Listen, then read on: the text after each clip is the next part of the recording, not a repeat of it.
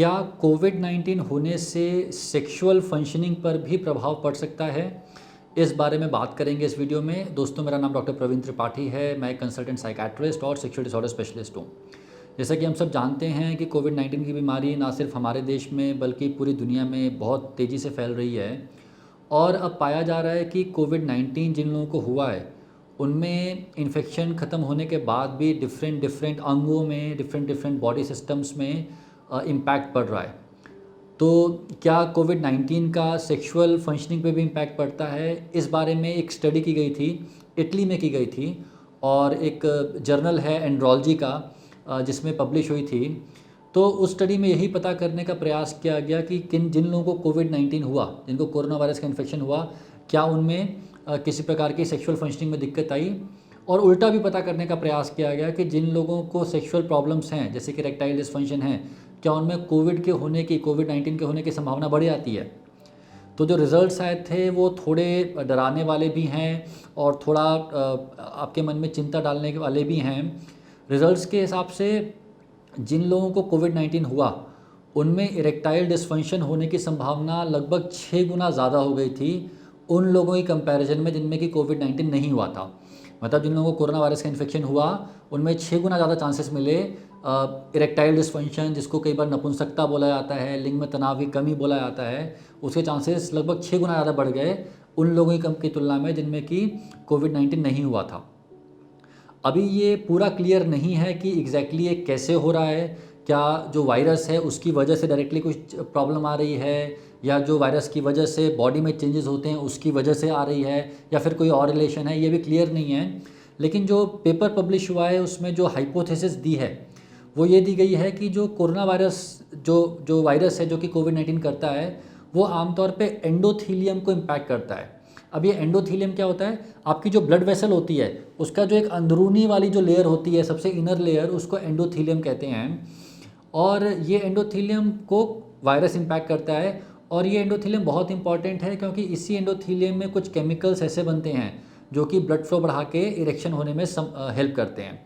तो ऐसा हाइपोथेसाइज किया गया है कि शायद जो एंडोथीलियम पे इम्पैक्ट पड़ रहा है उसकी वजह से इरेक्टाइल डिसफंक्शन की समस्या पाई जा रही है।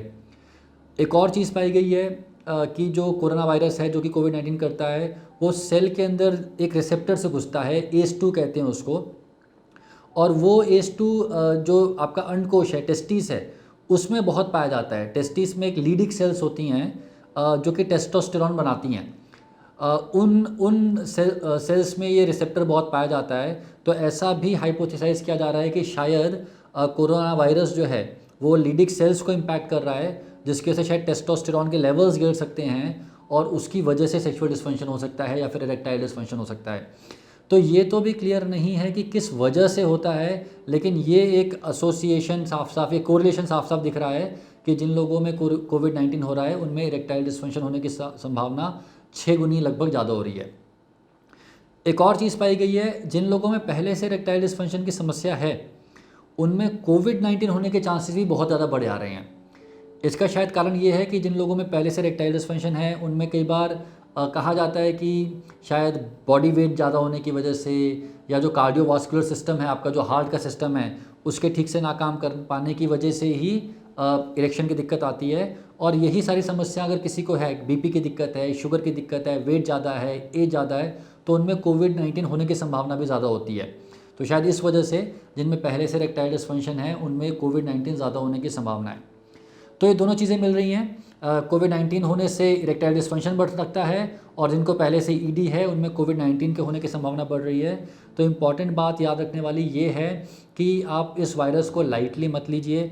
यंग लोगों में हमने कई बार देखा है कि उनको लगता है कि कोई छोटी मोटी चीज़ है, नॉर्मल फ्लू है, ठीक हो जाएगा। ऐसा नहीं हो रहा है। लोगों में इन्फेक्शन के बाद लंबे समय तक दिक्कतें रह रही हैं। किसी के फेफड़ों में दिक्कत है, किसी के हार्ट में दिक्कत है, और जैसा कि हमने देखा यंग लोगों में सेक्सुअल समस्याएं भी हो सकती हैं। तो एक ही तरीका है, अपने आप को सुरक्षित रखिए, मास्क पहनिए, डिस्टेंसिंग रखिए, हाथ धोइए बार बार। और अब आपके सिर्फ नॉर्मल श्वास नहीं, सेक्सुअल श्वास के लिए भी कोविड-19 बहुत ख़तरनाक या फिर हार्मफुल हो सकता है। प्रयास यही रहता है दोस्तों कि सेक्सुअल समस्याओं के बारे में जितनी साइंटिफिक इन्फॉर्मेशन दे सकते हैं आपको, उतनी पहुंचाई जाए। और अगर आप चाहते हैं तो आप हमसे जुड़ भी सकते हैं। धन्यवाद, शुक्रिया।